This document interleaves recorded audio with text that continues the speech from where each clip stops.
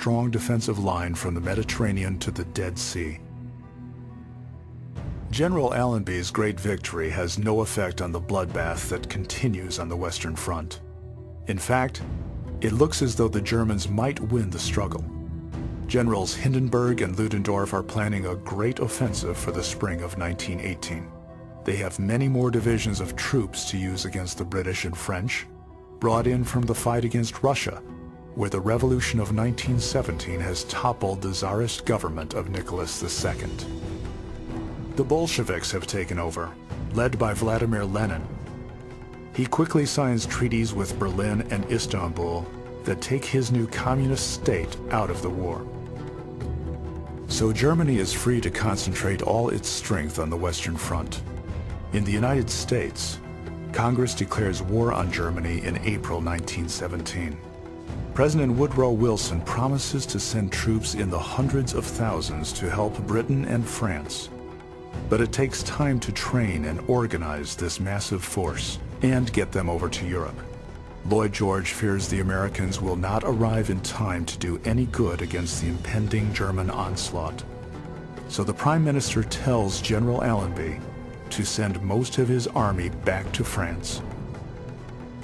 But Lloyd George is also a great supporter of fighting in the Middle East. And he quarrels a lot with his generals about the allocation of resources to these theaters. And he is determined by late 1917, 1918 that this is going to be the British theater. That he's just going to stay on the defensive in the West, basically wait for the American forces to build up in Europe. And he hoped even to substitute American soldiers for British soldiers, which he was going to send to the Middle East. But this was going to be his theater, but the Germans wouldn't play that game. And so when they attack, suddenly the Western Front is once again, first and foremost. The British offensive in Palestine is stopped cold, just when it is poised to capture Damascus and press on to Istanbul itself. Allenby can do nothing but watch his opportunity slip away, and watch the Ottoman army use the time to prepare their defenses for the battles that lie ahead. Yes, the holy city of Jerusalem is in the Crusaders' hands, but peace still lies somewhere beyond its walls. Early in the war, Allied agents contact Sharif Hussein, one of the key tribal leaders in Arabia. The British have heard about a nationalist movement gaining strength across the desert. They want to use Arab nationalism as a weapon in the war against the Turks. The British urge Hussein to join the Allies and lead an Arab revolt in the desert. Hussein is quite clear about what he wants in return for his support in the war: Arab independence. London agrees to help achieve that goal, but their response is appropriately vague. They don't want the Arabs to be completely free. What they really want is British influence in Arabia. On June 10, 1916, Hussein finally declares a revolt against the Turks. The British have supplied him with guns and gold. But the Arabs are undisciplined.